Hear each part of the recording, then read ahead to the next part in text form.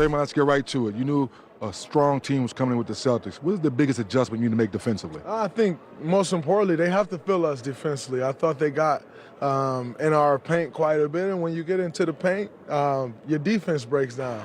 You get to the middle, everybody's one pass away.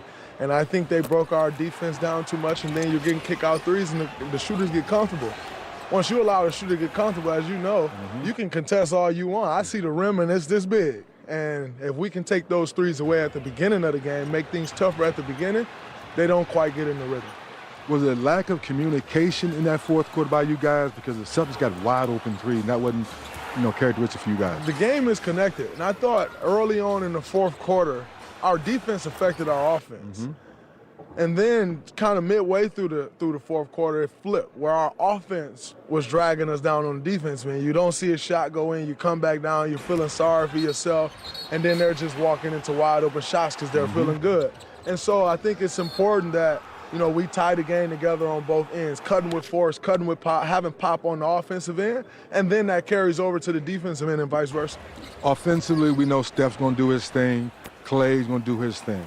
But how tough is it for you to be at that top being facilitated, knowing the Celtics going to make you shoot your jump shots? It's just a matter of making them. I thought last game I was 0 for 4 from 3. Each one of them felt great. And so just taking the shots and knowing that they're going to fall. I know I can shoot the ball. And if they want to make me shoot, teams have done that for years.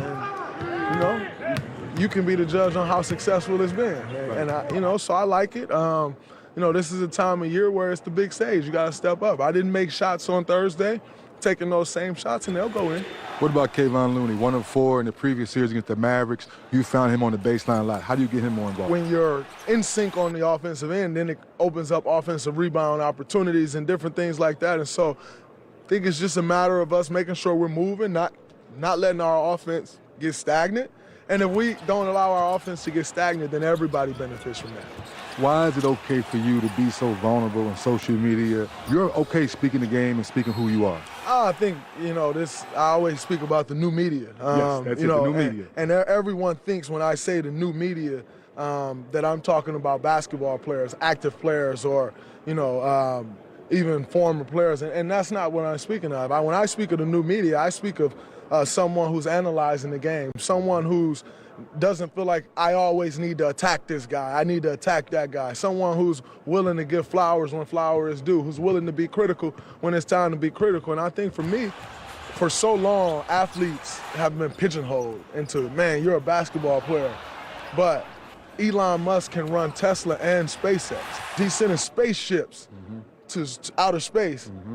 And he's giving us electric cars. And no one has a problem with that. Jack Dorsey was running Square and Twitter, 2 multi-billion-dollar companies. But because I'm an athlete, I'm just supposed to play basketball. I disagree with that. We're way smarter than that. We're capable of doing more things, and I'm going to do what I'm capable of doing. So with that being said, what's the biggest thing to get game 2?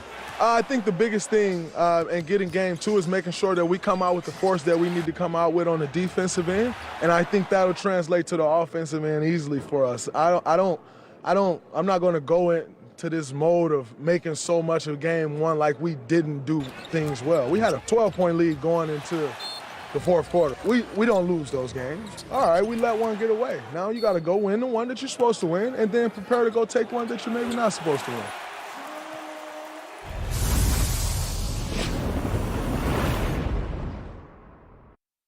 You're different from the past defenses you played on here? The versatility in each role. No offense to those other teams, but, it was always somebody on the court for us that we had to, cover for. And, teams did a good job of exploiting that. And especially in the playoffs, it's all about adjustments and matchups. And, if it ain't broke, don't fix it. So somebody would always pick on a guy that we had that we would always have to help, and it would put a strain on our defense. This year, it's kind of tough to do that because in every position, everybody can hold their own in each and switch and guard multiple positions, and that's what makes us stronger. On the left, second row, second seat, Mark Murphy. Hey, Marcus.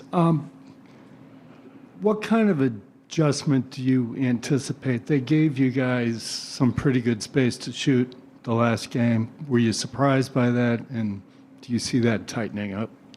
I wouldn't say we were surprised. You know, when you got two great players and Jalen and Jason on your team, everybody's focused on those guys to make everybody else beat you and you live with the results. We understood it. It's been like that for us this whole season, you know. Guys have been really making us prove it, and we just continue to do that. So the adjustment I can see them making is, you know, just a little bit more tighter on us.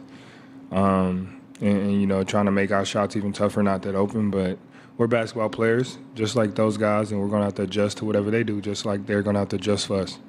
Ime, you guys obviously had a lot of success in the fourth and game one, playing smaller.